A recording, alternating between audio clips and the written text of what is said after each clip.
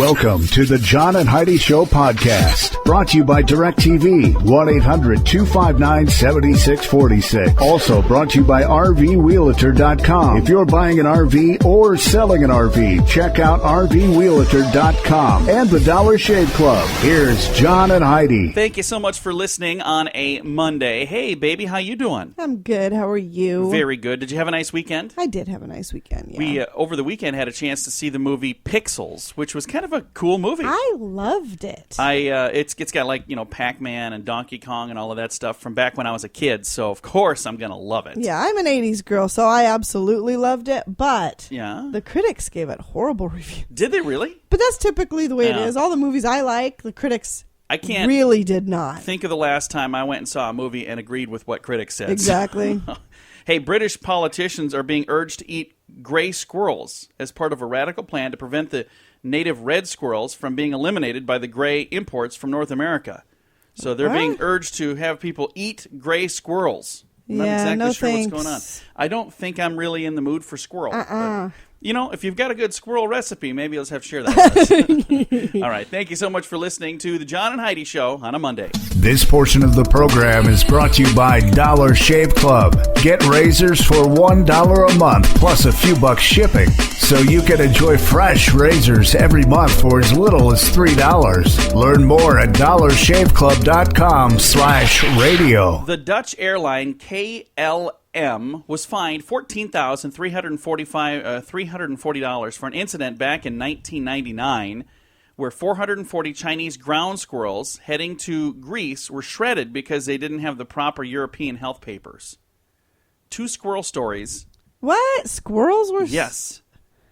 440 Chinese ground squirrels. They were heading to Greece. They were shredded because they did not have the proper European health papers.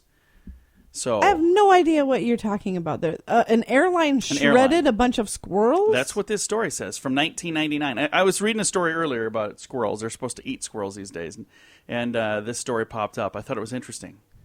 So the Chinese squirrels were shredded because... How would squirrels have papers to travel? I don't know. Somebody was taking them from one place to another. They didn't have the right paperwork, so they ran them through a shredder. So that is kind of gross. There's no way. You've got to be reading that It's wrong. from 1999, so maybe things have changed since then. Coming up, we're going to talk about carrying your wife. I feel like I'm carrying you right now. Thanks for listening to the John and Heidi Show. This portion of the program is brought to you by RVWheelator.com. If you want to buy or sell an RV, go to RVWheelator.com. List your RV for free. Learn more at RVWheelator.com. Heidi, you know it's true because you heard it on the radio. All right. Where in the world do you think it's actually appropriate for your wife to have a minimum weight? Like minimum? A minimum. I was always taught that if you ask a woman's weight, it's very impolite. But in Finland, it is required. That is, if you want to compete in the annual World Wife Carrying Championship. The Finnish village of Sakvarnji, probably didn't say any of that right, they set a new minimum weight for women taking part in the annual World Wife Carrying Championships. And they did that to stop men with petite spouses from having an advantage. I could see that. By the way, if you have no idea what this is all about, and there's really no reason that you should, the championships have men carrying women on their backs over an obstacle course. And now there's a new minimum in which the wife must weigh. How much do you suppose that minimum would be? 105. Nope. 92.5 pounds. Ah. So I think I weighed that much in first grade. I might have weighed that at birth. No, not quite at birth. But that's the minimum. If your wife weighs less than 92.5 pounds, then you can't participate in the wife. That makes sense to me. That would be championship. unfair if you had some dainty little thing. But here's the thing. They don't have minimums for jockeys. It's not like they say, ooh, this jockey doesn't weigh enough. You're going to have to get a heavier jockey. I don't understand why. There's just somebody complaining because they're going, well, my wife weighs more than that, and that's not fair. Well, I'm sorry. Everybody's unique. Everybody's different. That is fair. But as long as they're really married, if somebody's married to somebody that weighs less than 92.5 pounds, they should still be able to participate. Why can't they? That doesn't make sense to me. Is there a maximum weight? Of course not. So why is there a minimum weight? I don't know. All right. This is the wife carrying championship that happens in Finland. I don't know why we're debating this. Yeah, exactly. I think it is it's really time to move on. no consequence to us at all. Probably not. But you know it's true because you heard it on the radio. The John and Heidi Show is brought to you in part by the Keystone Treatment Center. This is your brain. And this is your brain on drugs. We share silly stories here on the program, but addiction is no joke. If you or someone you know suffers with an addiction to drugs or alcohol, make today the day you seek help. Call toll-free 844-204-1055. That's a toll-free number. Again? 844-204-1055. And this is your brain on drugs. An 18-year-old suspect was delivering cookies to the police departments in Texas. He was going, like Little Red Riding Hood, from door to door, dropping off cookies. Okay. But these cookies that he said were from Mothers Against Drunk Driving, they weren't. Oh. They were actually from him, and they were laced with LSD. A few officers had some cookies. No illnesses have been reported. Mr. Phillips was arrested Tuesday at the Lake Worth Police Department. Oh. They received a tip from MAD saying, somebody's delivering cookies supposedly on our behalf. We are not delivering cookies. So if they stop by your place, you might want to see who this person really is. Well, he got to 13 of the 24 departments in the area that he was planning on going to. Ironically, he was on probation for an assault charge from last summer. Here's why he was arrested last summer. He was at a loud house party. Several teens fled, but this guy, he's 18 right now, so he'd have been 17 at the time. He decided to stay. And he was going to fight an officer, and he karate chopped him in the arm. Karate chopped him. And the officer basically was like, that's all you got? Let's try these handcuffs on I'm now. sure that worked really well for him. Let's put these on now. All right, so there you go. This is your brain on drugs. This portion of the program is brought to you by Keystone Treatment Center. Addiction is no laughing matter. Call Keystone Treatment Center toll-free at 1-844-204-1055.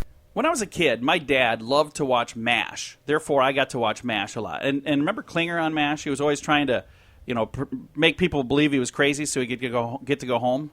Yeah. He was dressed like a woman. He was the one that was dressed like a woman. This guy would make Klinger very happy. A doctor rubbed sour cream in his hair, poured sticky liqueur in his shoes, spilled beer all over his clothes, and sat in a closet smoking 40 cigarettes at once in an attempt to convince the military that he was not fit for mental service in the military. Just to be sure that he felt his worst, he stayed awake for 2 days before the physical. He was so convincing that military doctors put out an alert to his real employer, where he was really a physician. He wasn't crazy. He was acting crazy. An analysis of his records showed that he's not insane at all. He just didn't want to serve in the military as a military doctor. So he received high marks from his patients for being such a great doctor. Now he's receiving marks in a disciplinary way, and the military and medical board are not too thrilled with him. He just didn't want to go. So he's like, I'm going to pretend like I'm crazy so I don't have to go serve in the military. But don't you enlist now? Not in every country. This was in Norway. So they were saying, hey, you know what? We need a few good men. Let's just take this guy. And he's like, I don't think so. Oh. All right. Coming up, we have your Scoop of the Day. That is on the way. The Scoop of the Day is brought to you by Wells Blue Bunny. If you want delicious ice cream, be sure to look for the Blue Bunny. Sure to have your favorite flavors. Learn more at bluebunny.com. Now, your Scoop of the Day. With summer thunderstorm season underway, there's an interesting study out there, guys. If you're a guy, you have a better chance of being struck by lightning. 81% of the lightning strikes happen to men over women. So 81% of the time, it's men getting struck. Only 19% of the time are ladies getting struck. I have a theory for that. Women are smart enough to come in out of the rain. Pretty much, yeah. Sorry, guys. All right. Despite recent shark attacks in North Carolina and Florida, Christopher Ingram writes in the Washington Post that shark attacks should be at the bottom of your list of concerns. He says humans are far more likely to be attacked and killed by other creatures, including bees and wasps and hornets and dogs and cows. Yeah. Cows? Apparently. So I'm going to just stay in the office today. More than a quarter of Americans lie about flossing their teeth. 36% said they would rather do an unpleasant activity like taxes or cleaning the toilet than flossing their teeth. Okay, yeah. I don't floss like I should, but I certainly would not rather do one of those other two things Nor would than I. floss. If I had an option, I'm going to floss my teeth. For those of you who don't like to floss, do what I do. Get the floss sticks. We need some more of those, by the way. Yeah. Is that what I they're do called? like those flossers. They're called flossers. Flossers, whatever they are. Yeah. It makes it easy. It makes it really easy to floss. It does. And it's really a cool little thing. It's like a little plastic stick with a tiny little floss thingy on the end of it, and you poke it in there. You're all good. What's that? What do you do? Wiggle, wiggle, wiggle. I don't know. However you do it. All right, moving on. Nearly half of all American workers gripe about being burned out, even though they're not using all their vacation days. That doesn't seem right. Use your vacation days if you're tired. Recent survey from Yahoo Hot Jobs, 45% did not take all of their time off last year. 39% they were too exhausted to go on a vacation. Another 36% claim to be too busy to take time off. 34% say the high cost of going somewhere keeps them in the office. And 32% say, I want to save my vacations for a real emergency. That makes sense to me, because if you do have an emergency and you've got no time off, what do you do? Yeah, so they're keeping them. A Duke University study found that most Americans today are very isolated and have no close friends to confide in. I would agree with That's that. why when they called for that survey, they answered the phone. You have time for a survey? Yeah, I do. Yeah, I got no friends. Got nothing else going on. British scientists are trying to fight a global warming problem by inventing a new livestock feed that will reduce methane gas emissions. Basically, what they're doing is trying to make it so cows don't toot as much. They think that's going to fix everything. That's their plan. Uh-huh. Yeah. It would be comment. It would be very logical for patients who have a heart attack to cut back on fast food, right? Yeah. Some devoted fast food eaters do. They have a heart attack and they go, you know, I'm gonna eat out less. But 6 months later, more than half can still be found at their favorite fast food place at least once a week. That's according to a study in the American Journal of Cardiology. A new chocolate chip cookie recipe. Do we need a new chocolate chip cookie recipe? I think the one we have now is good. There are lots of chocolate chip cookie recipes. But they taste delicious. Do they really need to invent a new one? Maybe there's a better one. Well, listen up, kids. If you want to bake the best chocolate chip cookies, according to crazyforcrust.com, using ice cream in the cookies to give them a unique flavor for variation. So what do you replace that with? Really? Use chocolate chip ice cream for a rich chocolatey flavor, or mint chocolate chip for a mint version of the age-old favorite. Ice cream instead of the milk, maybe? Apparently. You're supposed to use ice cream in there instead of something else. Crazyforcrust.com might tell you what it is. And finally, our strange law. In Alaska, you cannot disturb a grizzly bear to take its picture. If he's taking a nap, you have to leave him alone. You can't wake a grizzly bear to take his photo in Alaska. And I'm going to just say, or any other state, because it's common sense, people. You don't need a law for that, do you? That's one of those things that if you do wake a grizzly and he rips your head off, maybe I kind of had that one coming. I'm just saying. All right, this has been your strange law, and this has been your scoop of the day. Super excited for our guest. We have Dan Hampton coming up in a moment. He's the author of a couple of bestseller books, and he's got a new one out called Hunter Killers. And this is a really cool book about the Wild Weasels from Vietnam. And a very fun guy, very nice guy. We're going to be chatting with him in just a moment. Dan Hampton is on the way. This portion of the program is brought to you by RoughToughKennels.com. Dog kennels and accessories sent to your front door wherever you live. Your dog deserves it. Learn more at RoughToughKennels.com. Thank you so much for listening to the John and Heidi Show on a Monday. I've got a special guest on the telephone line with me. I have Dan Hampton. He's the author of Viper Pilot and Lords of the Sky. And Dan has a new book out. Number 3 is The Hunter Killers, and it's about the Wild Weasels from Vietnam. Dan, thank you so much for joining us on the program today. How you doing? I'm just fine, thanks. Well, first of all, thank you for doing this. What a great idea for a book. 50 years after Vietnam, we're hearing of all these untold stories of aviation history. Dan, as you were preparing for this book, did you uncover things that maybe even surprised you, things that you even learned of here? Oh, lots of things. I was raised after Vietnam, so I was amazed at what I wasn't taught about how we got into that war, why we stayed. So I put as much of that in there as my editor would let me do, because I always find the reasons for the conflict interesting and hopefully informative. The weasels, as far as that goes, I've been a weasel myself, in the Gulf War, so I understood the mission, obviously, but I was amazed at what these guys did not have that I had. So, again, I tried to tell all of that along with their stories, too. Again, we're visiting with Dan Hampton, author of The Hunter Killers. Now, Dan, you have a pretty unique perspective. When you're putting this book together, Dan is one of the most decorated and legendary pilots in Air Force history, over 151 combat missions from 86 to 2006. So thank you for your service. Yeah, but that was only during the wars, and I always have to clarify this. Compared to these guys in Vietnam, I'm not even close to the level of decorations that these guys guys had. So I appreciate the sentiment, but some of these guys really went in harm's way a lot more than I did. But this definitely gives you a completely different perspective than just a historian or a librarian could have done. So by being a guy that was up in the air and doing that certainly brings the right perspective, I think.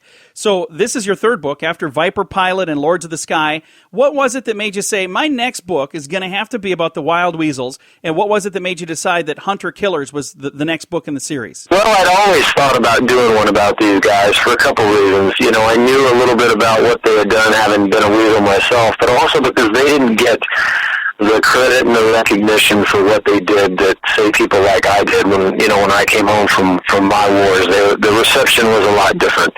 So I wanted to give a tribute to not just these guys, but hopefully raise everybody's awareness of Vietnam just a little bit. And anybody that actually went over there and fought in that place deserves the recognition. As far as the book itself goes, you're right. I'm fortunate in having been a pilot that I put the reader into the cockpit, and I try to do that with all the nonfiction books because people are fascinated with aviation, combat aviation in particular. If you can sort of give them a little feeling or taste of what it's like, then I think they learn a lot, and it's a very enjoyable read. Again, visiting with Dan Hampton, author of The Hunter Killers. Now, the timing of the release of this book is pretty cool, too. It lands right on the anniversary of a pretty historical moment. Yeah, 15 years ago, the first fighter jet was shot down by a surface-to-air missile. We'd lost a couple of spy airplanes, like Gary Powers over the Soviet Union, but never a fighter. And so when that happened on the 24th, 3 days later, the Air Force sent a retribution vengeance raid into North Vietnam to get even. But during those 3 days, Lyndon Johnson had announced the raid on television, and it wasn't a big surprise to the North Vietnamese, so the raid didn't go as planned. However, the results of that raid were so bad that the Pentagon woke up to go in and fight these surface-to-air missiles, and that's where the Weasels came from. Again, the book is called The Hunter Killers. It's about the Wild Weasels from Vietnam, author Dan Hampton. Dan, where can I find a copy of the book? Well, you can always order it from Amazon. Barnes & Noble has them, so does Costco, Hudson Books, most of the independent bookstores, too. So you can get it pretty much anywhere you can get any book, and I certainly appreciate it, and I know that the gentleman that the book is about will appreciate it as well. Again, the book is called The Hunter Killers, and the author is Dan Hampton, and this is a great book about the untold stories and aviation history from Vietnam, and it's about the Wild Weasels, and I just like saying Wild Weasels. I don't get to say that very often, Dan. Yeah, it's a cool name, isn't it? Well, Dan, thank you again for taking time to chat with us today about the book, The Hunter Killers, and I wish you nothing but the very best, sir. I appreciate it. Again, the book is called The Hunter Killers. It's available now wherever books are sold, so if you've got maybe a favorite place to buy books, I bet they've got it. If they don't, I bet they can get it. So go check it out. The book is called The Hunter Killers. The author, Dan Hampton. Again, Dan, thanks for being with us today. My pleasure. Thanks. And once again, Dan, thank you so much for your service to our country. Dan Hampton flew 151 combat missions. He was in the military for over 20 years. So, Dan, thank you so much for your service to our country. I appreciate it. Thank you very much. And you can thank Dan by maybe going out and getting a copy of the book. It's called The Hunter Killers. His name is Dan Hampton. Go check it out. Thanks for joining us on the John and Heidi Show right here on a Monday. This portion of the program is brought to you by CarsForSale.com. If you're in the market to buy a car, truck, or van, find thousands of vehicles to choose from at CarsForSale.com. Today is a very special day, Heidi. Do you know what today is? What is today, John? I thought you'd never ask. It is Monday, the 27th day of July. We are cruising through this month, baby. It is the final week, by the way, and it's your last Monday in July. Today is Barbie in a Blender Day, which seems so mean. It's also National Korean War Veterans Armistice Day, so thank you to our veterans out there. Take Your Houseplant for a Walk Day. What? Yeah. And Walk on Stilts Day. So if you see people walking on stilts with their houseplant, you know they probably listen to this program. I don't know that anyone's going to do that, although that would be really funny to do. So walk on stilts with your houseplant. I'm not encouraging you to put your Barbie in the blender. I think that's just a bad idea. That's probably the one that I would do if Why I could. would you do that? I think that would be fun. No, that'd be awful. Just go on YouTube. I'm sure someone's got a video of it. Then you don't have to ruin your Barbie. All right. Get out there and celebrate one way or another. Today is a special day. It's the 27th day of July. Thanks for listening on a Monday. This portion of the program is brought to you by StoneGroupArchitects.com. It's more than a building. It's design and function working together. Check out the project portfolio material at stonegrouparchitects.com. Interesting story here from Gallup, New Mexico. An unidentified man did just about everything wrong in his attempt to rob a bank. The first bank of Gallup. First, he picked a very poor disguise, a dirty old raincoat with a collar turned up, and a pollen mask to cover his face. These are things that would really stand out, in a hot day in New Mexico. Then he selected a rather poor container for the cash he hoped to take home. He had an empty, rolled-up trash bag. This, again, makes you look quite suspicious walking around the streets of Gallup, New Mexico. Even with these things going against him, he might have actually gotten away with at least something. But he had one other big problem, Heidi. Guess what that problem was? What's that? He waited till the bank was closed. Oh. Yeah, he wanted to hold it up when there was nobody in there, so he waited till they closed the place, then he went up and started banging on the door. He was outside banging on the doors trying to get in when a bank manager inside heard the noise and called the police. They're like, yeah, there's some guy dressed in a dirty raincoat with a pollen mask on and a garbage bag. He wants in our bank for some reason. Probably not for anything good. You want to come pick this dude up? So, yeah, that didn't work out so hot for him. Again, I don't want to be accomplice to anything, so it's not like I'm trying to give you tips, because I really don't want you robbing a bank. So here's my tip. Don't rob banks. But if you're going to break the law, at least have some common sense. Maybe think it through first. Yeah. This guy really didn't plan anything out on this. He wore about the most... If inconspicuous means you blend in, this would be about the most conspicuous disguise you could have. I didn't even know that was a word, but maybe we just made that up. And then also to be waiting until... I could understand you want to wait till the end of the day, but if the bank closes at 5, walk in at 4:45, not 5:05. Or wait until they're completely closed, like in the middle of the night, and come in from underneath or something. Then it's not a robbery. Then it's a burglary, right? Right. Is that the difference? I don't know what the difference is either. as far as a penalty. I'm not sure. I would assume they're pretty similar. This guy didn't do a good job. Thank you so much for listening to the John and Heidi Show. This portion of the program is brought to you by DirecTV, 1-800-259-7646. Also brought to you by RVWheelator.com. If you're buying an RV or selling an RV, check out RVWheelator.com and the Dollar Shave Club. Here's John and Heidi. Here's an interesting story, Heidi. An army of 176 volunteer odor police are pounding the streets of a French Mediterranean port of Marseilles. It's part of a crackdown on smell pollution. A newspaper report says the group was deployed by an air analysis firm, Aeromatrix, something like that. Volunteer noses are required to record what they smell on a daily basis, ranging from pleasant to irritating to nauseating. So far, the team has identified whiffs of rotten eggs and burnt plastic on the outskirts of the city, and rancid mixtures of refuse, petrol fumes, drains, fish, tobacco soap, and marijuana in the center of town. There's a group that they're being deployed to go around and sniff things out in the city, trying to figure out, why does our town smell so bad? They're like, hey, let's hire 176 people. Well, they're volunteers, so they're doing this for free. They got the odor police out looking for the smell. So I'm just really glad I don't live there. That does not sound like a fun thing. All right, coming up here in a moment, going to talk about that morning cup of joe and why that could be a good thing. It's on the way. This portion of the program is brought to you by GunUp.com. If you're a gun lover, you'll be in heaven at GunUp.com. Built by experienced military veterans, shooting sports competitors, and publishing professionals. They have awesome stories and articles that are read by millions of gun enthusiasts. Check it out at GunUp.com. Thank you so much for listening on a Monday. Hey, if our station just explodes for some reason, it's Heidi's computer. What is going on over what's there? going on. I don't know it. Every once in a while, it just kicks into high gear. Like Yeah. the fan is going nuts. Yeah, I think And now I it's need just to calmed just down again. Power it down. Yeah, it probably wouldn't be a bad idea. That would probably cut into your before game it plan explodes. action. Hey, for those of you who like coffee, that's probably a good thing.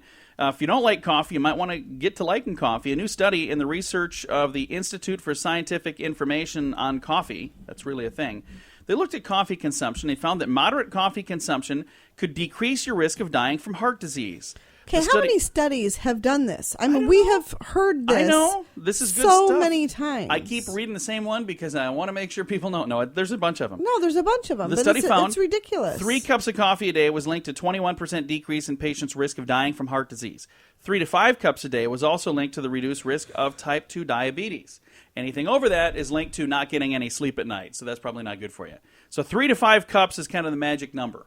How many cups is in this thing right here? Is that like 2 or 3 right there? So if I do 2 of those, I'll be set. I don't know. It's a big cup. And how much of this organization do you suppose is subsidized by our government? By Big Coffee? It's insane. In another report brought to you by Starbucks. I'm just kidding. It's not really. All right. It was from the Scientific Information on Coffee. And now you know exactly what you're supposed to do. Go get some coffee. Thanks for listening to the John and Heidi Show. This portion of the program is brought to you by Dollar Shave Club. You can get razors sent to your door each month for just $1, plus a couple of bucks shipping. It's an amazing deal. Log on to dollarshaveclub.com/radio to learn more. That's dollarshaveclub.com/radio. Now, back to the John and Heidi Show podcast. Do you like bottled water, Heidi? I like water, yeah. I like water, and I catch myself drinking bottled water quite often. Consumers, we spend collectively $100 billion every year on bottled water. And it's often mistaken in the belief that it's better for us than what flows from our taps. However, according to an environmental think tank on the Earth Policy Institute, for a fraction of the sum, everyone on the planet could have safe drinking water and proper sanitation. Although in the industrial world, bottled water is often no healthier than tap water, it can cost up to 10,000 times more.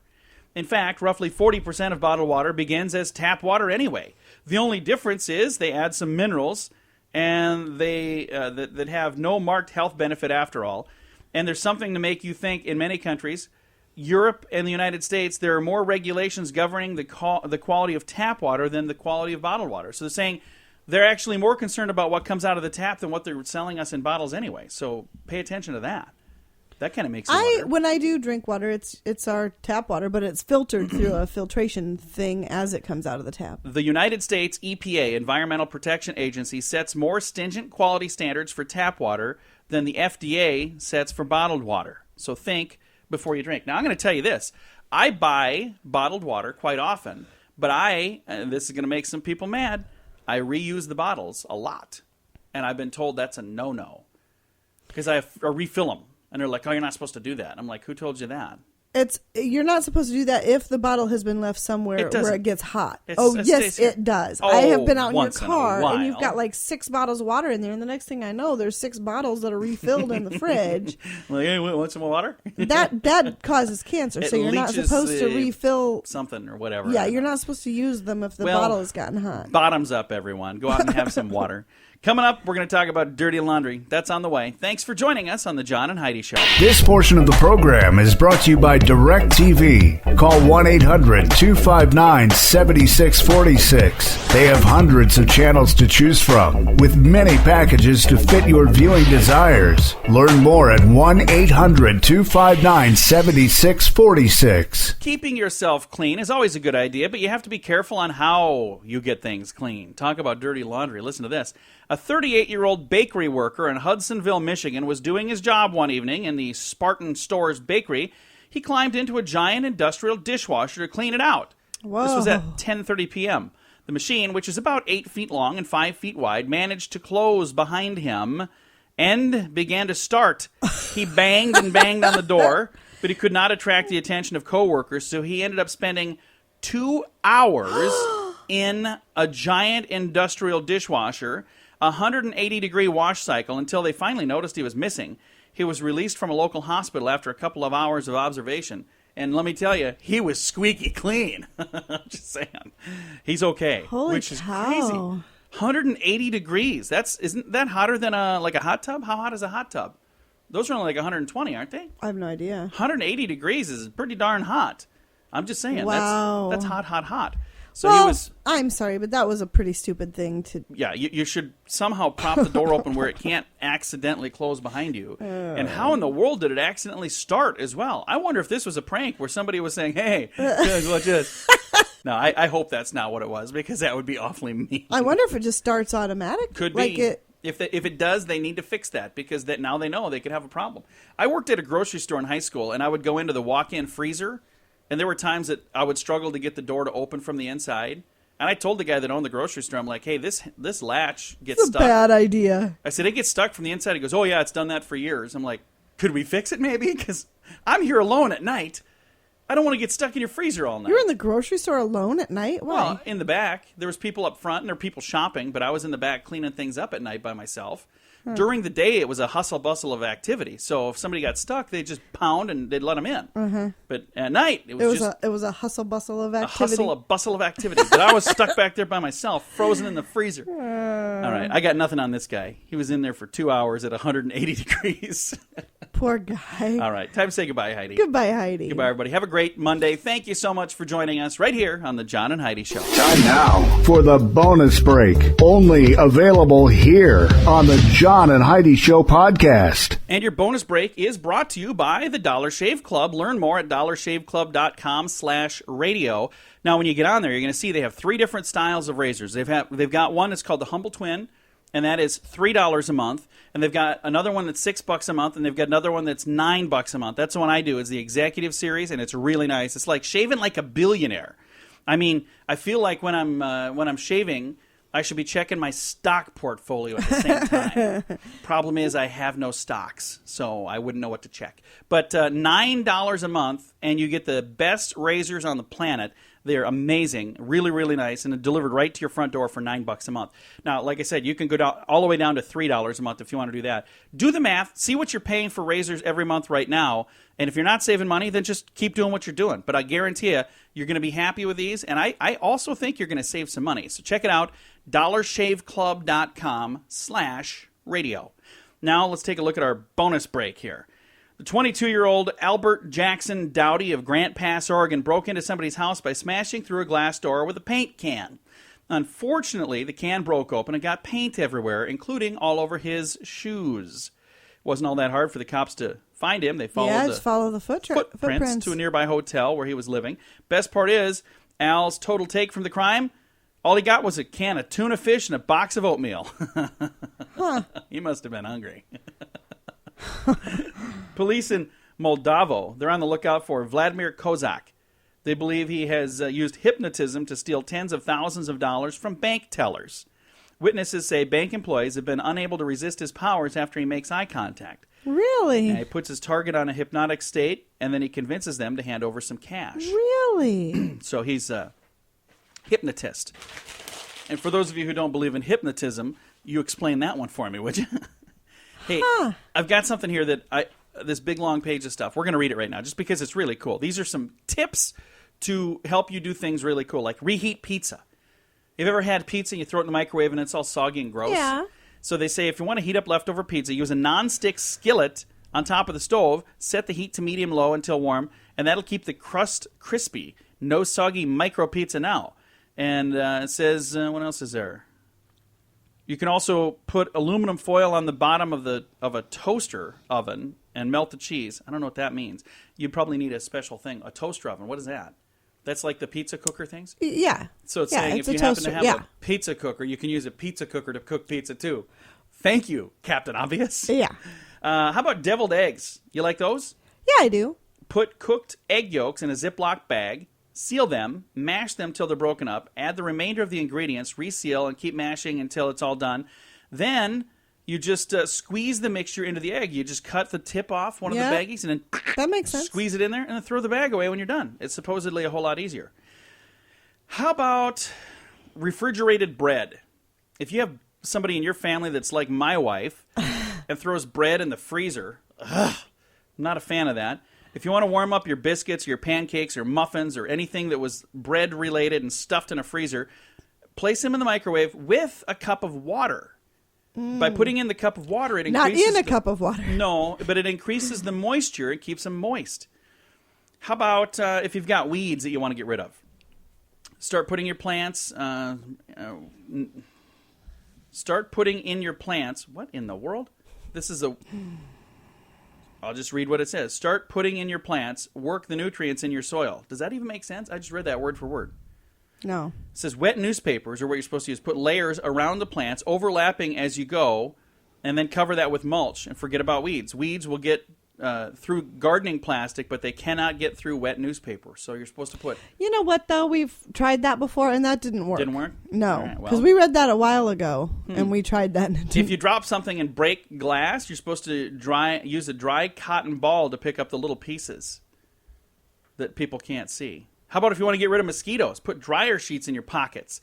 That'll keep away mosquitoes. Really? And any potential dates, too. saying? Dryer sheets? No, because dryer sheets smell nice. Yeah.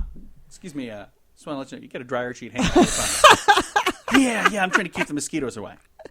How about if you want to keep squirrels away? To keep squirrels from eating your plants, sprinkle your plants with canine pepper or cayenne pepper. How do you say? Cayenne. Not canine pepper, that's dog pepper. Don't know what that would be exactly. Cayenne pepper doesn't hurt the plants, but the squirrels don't like it at all. I'm sure they don't like canine pepper either.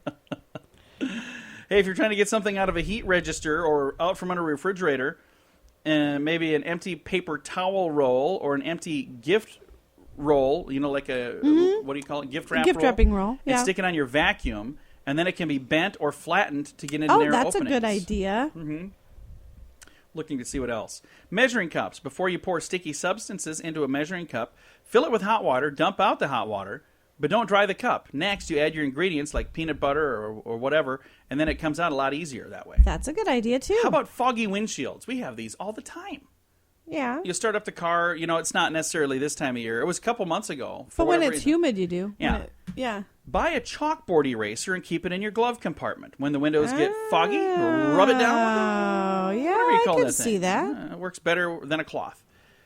If you have an envelope that you've sealed and you want to open it back up, if you seal an envelope and you realize, oh, no, I forgot something, place your sealed envelope in the freezer for an hour or two, and voila, it pops open easily.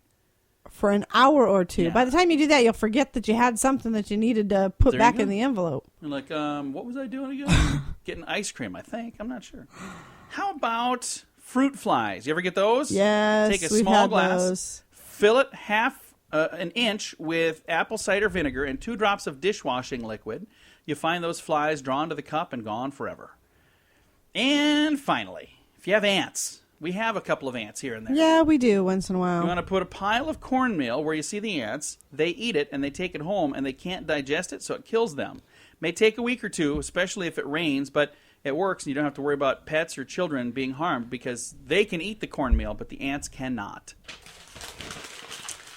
Interesting. Of bonus tips right there from the old interweb. So, I don't know if I believe all those things, but there you go. Get out and do those things. Think about how much better everyone's lives would be now.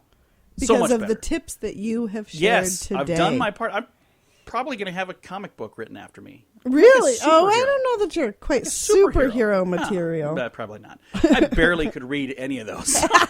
Probably not. It's a Monday, and I am so glad to say we are done. Your bonus break is brought to you by the Dollar Shave Club. Learn more at dollarshaveclub.com/radio.